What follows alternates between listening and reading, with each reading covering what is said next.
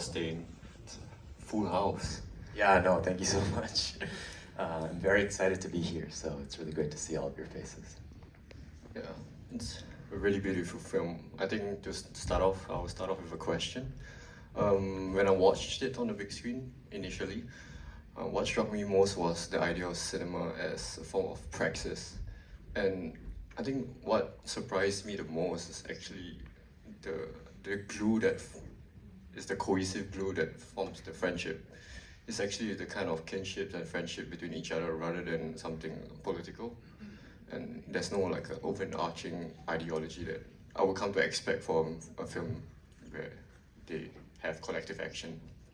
So I'd like to ask, how do you conceive of the group dynamics, and also eventually like how does in their own form kind of direct action works in this group dynamics? I mean, the one theme that I was really trying to explore deeply in this film is the relationship of a friendship. I think, I don't know about all of you, but for me, friendship is one of the most important relationships in my own life. Maybe you can take a guess that a lot of this stuff is drawn from my own personal life. So yeah, I played like drinking Jenga with my high school friends all the time and stuff. And those friends that I had in high school, it was elementary, middle school, and then high school, because I went to a school that kind of had all of them. I met most of my really close friends who I consider my family when I was in like 4th grade, 10 years old. And I think the reason why I wanted to portray this story about this like cusp of adulthood, about to graduate high school, is because I think when you are young and before you are, let's say, conscious of the way that like political structures affect your life, and you kind of only interact with friends and other people as an individual, like before you're colored by all of these kinds of like social dynamics, like racial or ethnic lines or class divide and all these things. I think you're speaking to people as if without all of that in mind, And it's a really beautiful thing that I think you can form these kinds of friendships when you're young and a child and not really thinking about that kind of stuff. And that certainly was the case for me. I mean, it probably depends on the person, of course, but for me, I wasn't really thinking about any of that stuff until university, really. I was a little bit late, I think. And so in university, when I started to become really close to new friends that I made in university, it was also a time where I became much more politically conscious and aware, and I stopped being able to interact with certain friends who I completely just politically disagreed with. And it, in fact, would sort of reflect back onto the friends that I already had as well, because there were just certain things that I had developed as red lines that I just couldn't like forgive if as a person. But that being said, I've experienced a lot of pushing away some friends due to political reasons, and then I've been pushed away by people because of political reasons, and those things are necessary and happen all the time. It probably happens now, every day. But that being said, it's still quite a sad thing when you lose a friend, And so that's the kind of emotion that I think I was feeling when I started to write the script for this, and so I was trying to explore. Thank you. I mean, speaking of growing up, I'd like to ask you more of the authority figures that you have conceived in the film. Because in the prologue you say it's implied that they are the enforcers of the old network. So in that stance, I expected the antagonists to be big old villains. But actually, I felt like something deep down, there's this tacit understanding in the older generation that perhaps there's still some hope in the younger generation.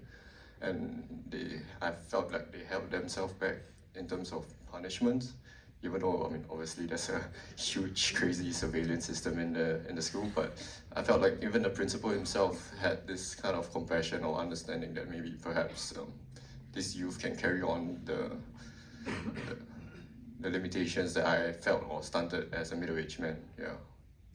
Yeah, I think one of the things that I didn't want to do was create caricatures. And so, you know, of course, in life, there are people certainly who aren't pure evil. You know what I mean? No one is pure evil.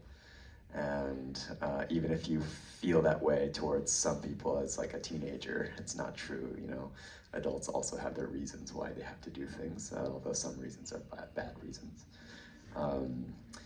And so, yeah, I really was trying to make sure that nobody was coming across as like unreasonably bad. It's actually more due to the structures and systems that we are unfortunately all part of that kind of just holds our daily lives and livelihoods at hostage in order to further those, to make those systems continue, right? So capitalism, of course, is one of them. But, and so even the principal, who is, you know, maybe the main villain technically in the film, also probably was paying his loans on his car and stuff like that. You know what I mean? And then these assholes just destroyed the car. His premiums are gonna go through the roof. Yeah, exactly. But that being said, like it's actually quite mistaken, I think, to resort to you know, the power and authority vested to you just for your personal interests. And in fact, I think the things that Fumi and Co were starting to think about was how actually the fact that the students don't have that, aren't given the agency to decide anything on their own, and adults are kind of assuming that they just don't understand what's good for themselves. That's actually, in a way, the structural kind of restrictions and control that are in place for a lot of countries, even countries that are so-called democracies, you know. Yeah, I think in Singapore we're very familiar with a very paternalistic approach to power structures. Yeah, sure. I think I'll open up the floor for Q&A. Oh, I have many questions.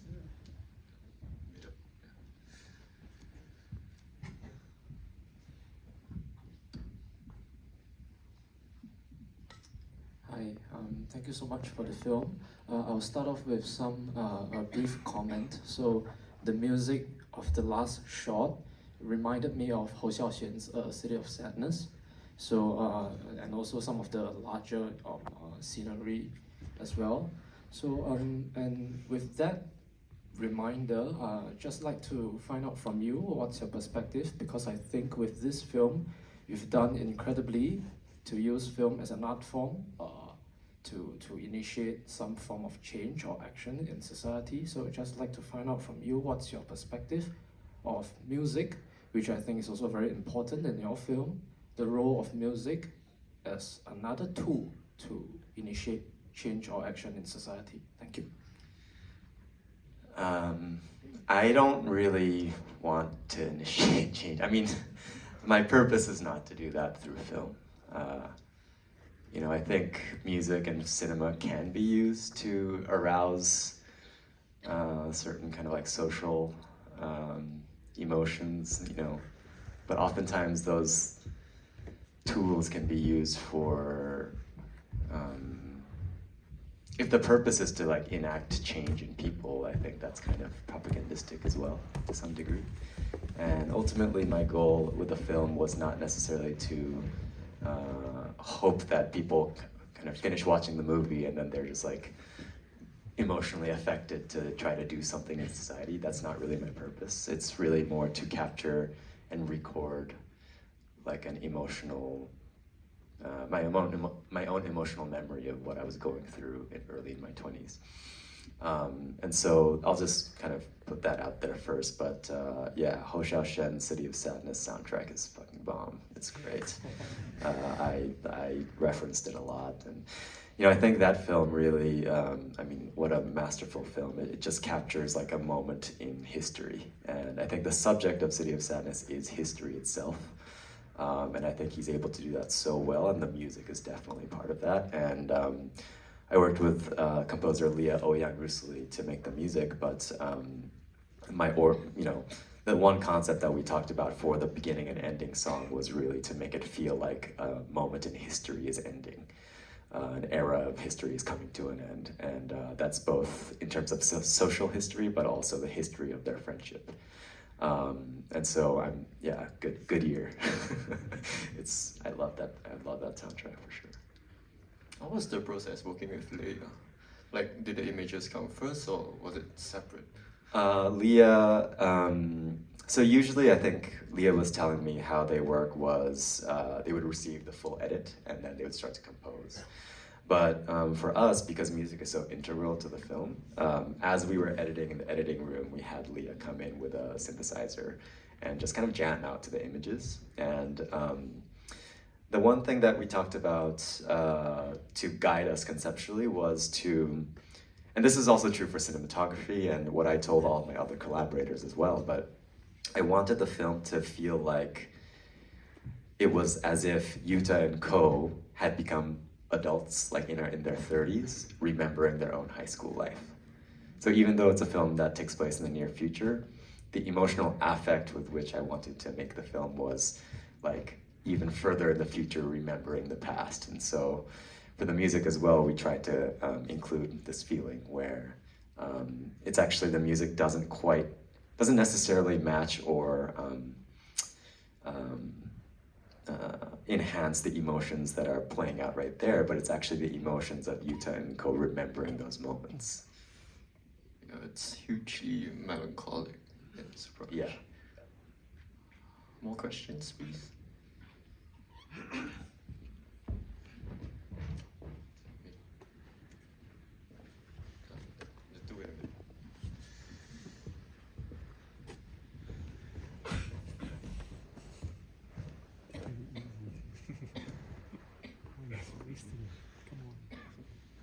Thanks for the movie. The part of the protest within the movie remind me back in Hong Kong 2019 resolution.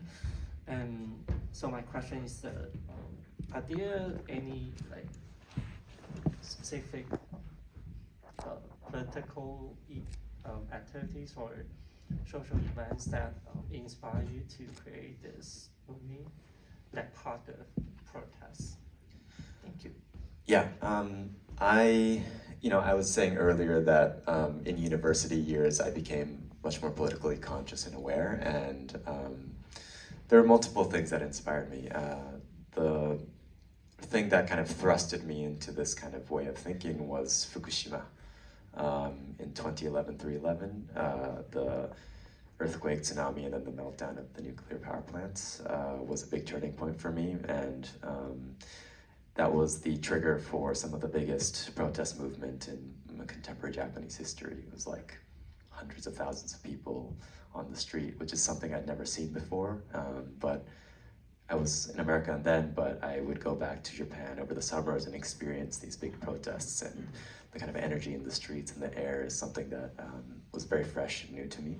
And it also invigorated me. It felt like something could actually change. But what we ended up seeing was how in many different ways, the movement got co-opted or deflected, and we still see, kind of nuclear energy continuing to advance today in Japan.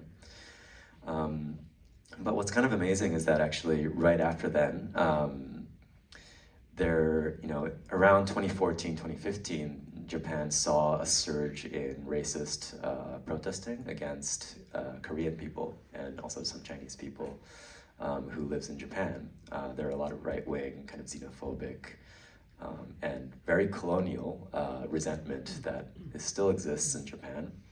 And they were being protected by like police as they were like making racial slurs as they were parading through the streets and stuff like that. And the one kind of group of people who assembled to fight against that was actually people who became politicized from the anti-nuclear movement in Japan.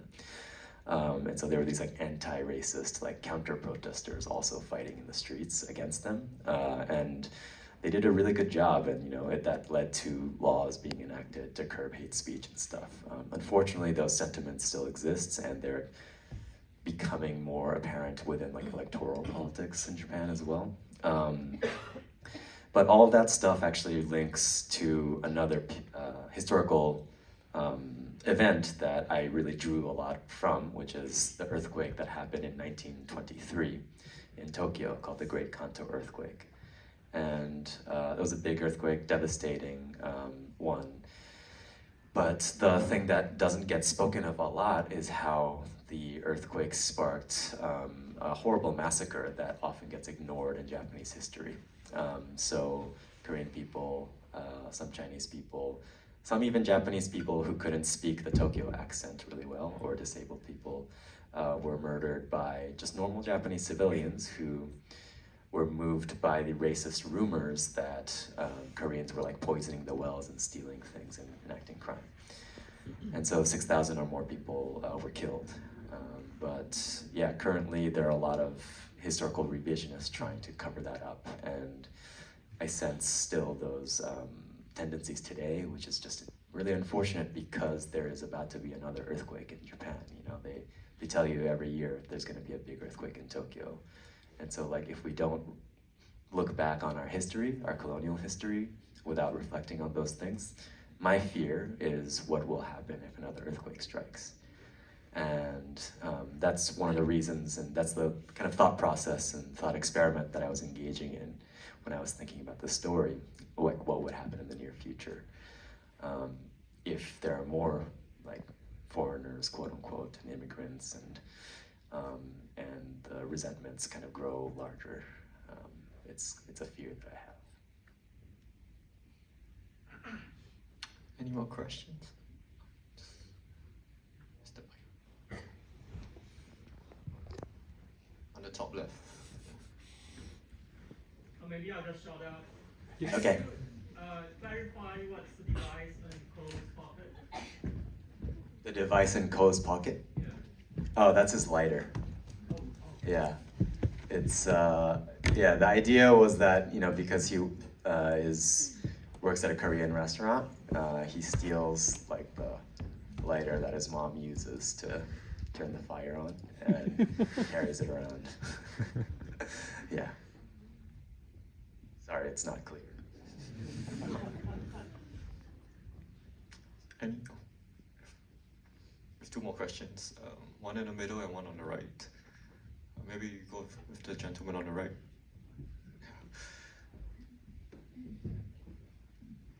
Did the science fiction element come in at the very beginning of the writing process? And I was interested in hearing about you imagining what Tokyo would be like in the future as well.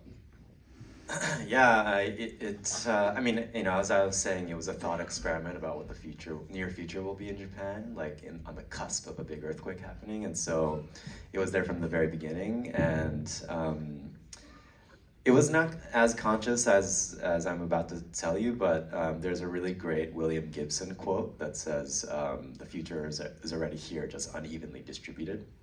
And that was the kind of thing that I ended up doing, which was I was observing different countries and what seems really like advanced or futuristic, both in terms of like fascistic control, but also like technology. And then my idea was just to bring it all together. I actually made a pilot kind of proof of concept short film before Happyend called Sugar Glass Bottle, and I did have police robot cops in that one. And there was a draft, you know, in Happyend where I was going to have these robot dogs like patrol the streets and stuff, but during the short film I realized they're really hard to use and also really expensive. But the thing is, after I wrote that, like the NYPD started using the Boston Dynamic robot dogs for their patrolling and stuff, so it wasn't as future enough, I guess. But yeah. Also, all the stuff that you see in the film, I think, exists today. It's just not in Japan, and not in schools in Japan yet, hopefully. So, yeah. We also have robot cops, and they're patrolling the MRT stations and public transport. Oh, really? So I guess when you say it's unevenly distributed, I think somewhere out there Singapore exists. Yeah, it's uneven. Yeah, it's definitely. I mean, those technologies are concentrated in the hands of fucking cops and military and stuff, you know. So. Yeah, I think we have one more question in the middle. Oh, just over here. Second row. I'll answer your question later. Thank you. As a native Japanese, I am. I have experienced drinking and smoking when I was senior high school time, a lot, and I quit at age 20. I'm happy But that's for a you. fact. But nowadays, in the films, these scenes are intentionally not described for the sake of the society, you know, for the sake of the youngsters do not practice smoking, drinking. Even in the movies, I see smoking is toxic kind of things. I see while they show the scene. Didn't you have any hesitation to describe this in the big film? I know. Is it because of some, as you experienced, you mentioned that you have experience and inspired by the earthquakes and disasters and Protestant in Japan. But is it because of your policy, like political awareness, that you would like to describe intentionally this? Maybe. I mean, I think we don't give young people enough credit for being able to decide their own lives. For example, for me, I watched all these Hollywood films or American films growing up where everyone just chain smoking all the time. And I didn't smoke during high school at all, or drink at all. It was only after I became an adult that I started smoking and drinking. And you know why I didn't smoke and drink was because I tried it one time and I decided that it was disgusting and I hated it. And so for a long time in high school, I just, would not get involved in that. And so I think that and the reason why I tried smoking when I was a kid is because my parents were like, because my parents smoked. And so I'd be like, I want to smoke too, or whatever. And then my parents actually was like, okay, try one, And so my parents like gave me a cigarette and told me to take a puff, and then I found it so disgusting. And that completely put me off smoking. And so I feel like if you actually just treat kids and young people as fully engaged human beings who can make their own decisions, explain to them like the consequences as well, like very properly, I think people are able to make their own decisions. But that being said, for me, I actually didn't realize also that smoking was such a big deal in Japan because everyone smokes all the time. And there is like a genre element to smoking because I really wanted to make a furio eiga, juvenile delinquent film. And I think the cigarette is actually a very strong signifier for that kind of genre film. And so in that way, like I wanted to include it purposefully. But it's a funny story. So I wrote the scene where they get in trouble the AI gets them in trouble for smoking, and I wrote like 3 points off. And then the Japanese crew members who read that were like, if they got caught smoking, they would get like kicked out of school like immediately. And I was like, oh, okay. So minus 10 points, So the captain gets like minus 30 points. But yeah, that's the reason why. Thank you for your question. Finally. For the lady in the middle.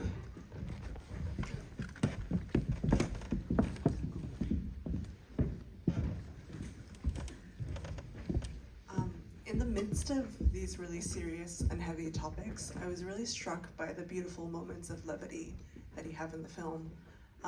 Could you talk a little bit more about how and when you decided to put in these moments and how you did so very authentically? Humor is so hard, Yeah, no, thank you. I mean, that's like my favorite part of the movie, really. I mean, I don't know, I just been watching so many like depressing movies and like realism, and I just can't really take it because reality is already really depressing.